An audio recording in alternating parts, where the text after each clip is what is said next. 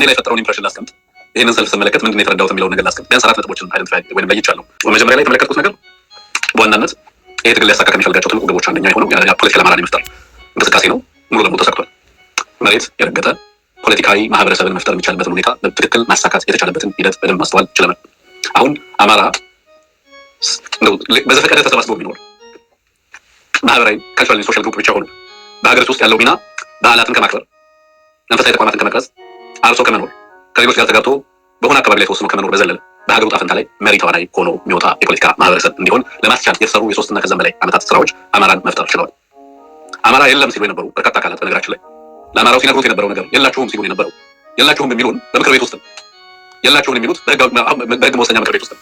የላችሁም የሚሉን በፍትህ በሌሎች ህግ አውጪ ህግ አስተርጓሚ እና በሌሎች ተቋማቶች ውስጥ ነው። አማራው የለም ሲሉ የነበረው በህግ ነው። አማራው የለም ሲሉ የነበረው በፖለቲካ ቋንቋ ነው። አማራ ለመኖሩን ሲነግሩን የነበረው እንደ ባህል አላችሁ፣ ምግባችሁ፣ መጠጣችሁ፣ ታሪካችሁ አለ ይነገራል።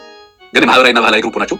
በኢትዮጵያ ውስጥ የሚኖራችሁ ሮል በእኛ ፍቃድ በእኛ ትእዛዝ የምትወጡና የምትገቡ ስንፈልግ የምናፈናቅላችሁ ስንፈልግ የምናወድማችሁ ናችሁ። ከዛ የዘለለ ፖለቲካዊ ሚና የላችሁም ይባል የነበረው አማራ ናው የአማራን ፖለቲካዊ መኖር ህልው መሆን ያረጋግጥበት። አማራንም ኢትዮጵያንም የሚወዱ ሰዎች በሀገራቸው ውስጥ የአማራን ህዝብ ትንሳኤ ማየት የሚፈልጉ ሰዎች በምስራቅ አፍሪካ ቀጠና ላይ የዚህን ህዝብ ሚና ጉልህ ሚና መመልከት የሚፈልጉ ሁሉ ወዳጆች በዚህ ደስተኛ እንደሚሆኑ አልጠራጠርም። አማራ has never been part of the equation በ 30-40 ዓመታት የፖለቲካ ኢኩዌሽኑ አካል አልነበረም። አማራ እንደ ህዝብ ከወጣም ሰልፍ የሚወጣው አገዛዝን ደግፎ ነው። የአማራ ጣፈንታ እሱ ነበር። አይኤምኤፍን አውግዝ ተብሎ ሰልፍ ይወጣል፣ ኒውዮርክ ይወጣል። የህገ መንግስትና የብሔር ብሔረሰቦችን ቀን አክብር ተብሎ ሰልፍ ይወጣል አማራ። ከዛ ውጪ ምንም አይነት የራሱ ጥያቄ ምንም አይነት በራሱ ጉዳይ ላይ ሞቶም ተሰልፎም እንዲያውቅ አልተደረገም ነበር። በዚህ ምክንያት ህልውን ነው፣ ፖለቲካዊ ህልውን ነው፣ ህጋዊ ህልውን ነው፣ በሀገር ውስጥ ተክዶ የነበረ ህዝብ ነው። ናው አማራን ድጋሚ በኢትዮጵያ ፖለቲካ ውስጥና በኢትዮጵያ ህልውን ፖለቲካ ምህዳር ውስጥ ዳግም ህልው እንዲሆን ማስቻል ተችሏል። ለአማራው እንኳን ደህና ወደ ፖለቲካው መድረክ መጣ፣ እንኳን የራስህን ጉዳይ ለመወሰን በቃ፣ እንኳን ስለ ሀገርህን ጉዳይ ያገባኛል የምትል ማህበረሰብ ሆንክ፣ በራስህ አጀንዳና በራስህ ጉዳይ ላይ የምትሰለፍ ንቁ የተደራጀ ህዝብ ሆነ እንኳን መጣ። ይህንን ቀን ለማየት በመቻሌ ክብር ይሰማኛል። ይህንን ለማሳካት በርካቶች ዋጋ ከፍለዋል። ዛሬም እየከፈሉ ነው፣ ነገም ይከፍላሉ። ግን በጣም በርካቶች አሉ፣ ጉምቱ ናቸው የሚባሉ በጣም በርካቶች ዋጋ ከፍለዋል። ለፕሮፌሰር አስራትን ጨምሮ በጣም በርካቶች። this is a complete ኒው ተርን ነው በታሪክ ውስጥ አዲስ መልክ ነው በታሪክ ውስጥ። አማራን ቀብረነዋል ይሉ የነበሩ ኃይሎች አማራን አልቀበራችሁም። አማራ አይቀበርም። አማራ ተነስቷል፣ ቆሟል። ስለራሱ ጉዳይ ስለራሱ ጣፈንታም ስለ ሀገሩ ጣፈንታም በቀጠናው ሰላም በዓለም ላይ የሚኖረውን ሚና ያጸናል። ባለፉት 45 ዓመታት በኢትዮጵያ ፖለቲካል ዲኤንኤ ውስጥ በሀገራችን የፖለቲካ ዲኤንኤ ውስጥ አማራ ተሳዳጅ ማህበረሰብ ብቻ ነበር። ባለፉት 7 ዓመታት ደግሞ ከፍተኛ የዘር ፍጅት ይፈጸምበት የነበረ ማህበረሰብ። ጠብሲኔር ባለ የሚሉ ግሩፖች አማራን ጠብሲኔር ባለ የሚሉት ለነሽ መልስ አቢሳ ሞት ነው ይሄ።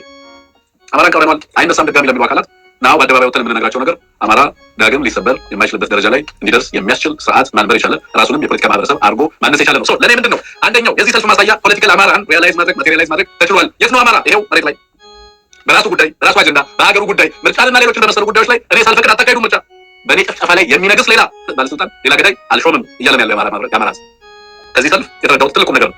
አማራው የሚገነዘበዋል ብዬ የማስበው ነገር ሁለተኛው ይሄ ሰልፍ ያሳየኝ አማራ እንደ ፖለቲካል ማህበረሰብ እንደ ህዝብ ኢስቸ ሬዚሊየንት በጣም ጠንካራ ከደረሱበት ጥፋቶች ሁሉ ማገገም የሚችል በጥፋቶች ውስጥ ትራይቭ ማድረግ የሚችል በፍጅትና እልቂት ውስጥም ህያው የሆነ ማህበረሰብ መሆኑን የአማራ ሬዚሊየንስ እንመለከት። ህዝባችን ዳግም መነሳት የሚችል ቀብር ነው ያሉ አካላት በህይወት እያሉ የእነሱ ፍጻሜ እየተቃረበ ባለበት እሱ ቀና እያለ ያለ ማህበረሰብ መሆኑን በዚህ ሁሉ ፈተናና ጥፋት ውስጥ ያልተሰበረ ማህበረሰብ መሆኑን ተመልክቻለሁ። አሁን ባለው ሁኔታ ማዳበሪያም፣ ነዳጅም፣ መረጃም፣ ኮሚኒኬሽንም ሁሉ ነገር ተከልክሎት መድኃኒትም፣ ምግብም ሁሉ ነገር ተከልክሎት ማህበረሰባችን ሲዝ ውስጥ የነበረ ማህበረሰብ ፖለቲካዊ እና ህጋዊ መብቶቹ ተገፈው እንደ እንስሳ የሚታደን የነበረ ህዝብ ዛሬ ራሱን ለመከላከል የበቃ የራሱን ጉዳይ በአደባባይ ወጥቶ ለመናገር የበቃ ማህበረሰብ መፍጠር ተችሏል። ሬዚሊየንስ የአማራ ሌላኛው መገለጫው ነው። ይሄ ሰልፍ ያረጋግጠልን የአማራን በሁለት እግር መቆም በጥፋቶች ውስጥ ሁሉ የማይንበረከክ ጠንካራ ማህበረሰብ መሆኑን ያረጋግጥበት ነው። ይሄ ሁለተኛ የታዘብኩት በዚህ ሰልፍ ላይ የተመለከትኩት ሁለተኛው ትልቁ ውጤት። ሶስተኛው የአማራ ህዝብ ትግል እና የአማራ ህዝብ ተጋድሎ የጥቂት ጽንፈኞች፣ ተላላኪዎች፣ አሸባሪዎች፣ ጎጠኞች፣ ጥቅመኞች ትግል ሳይሆን የመላ አማራ ህዝብ የጋራ ጣፈንታ መሆኑን በሚገባ የታዘብንበት ነው። ይሄ ትግል የጥቂት ህዝብ ወይም የጥቂት ቡድኖች ወይም ፍላጎት ያላቸው ፍላጎት ቡድኖች እንዳልሆነና ሙሉ የአማራ ህዝብ መሆኑን ይሄንንም በየትኛውም አይነት የጠላት ጥቃት ውስጥ ይሄንን ወጥቶ በአደባባይ ዲሞንስትሬት ማድረግ የሚችል ማህበረሰብ መሆኑን የተረጋገጠበት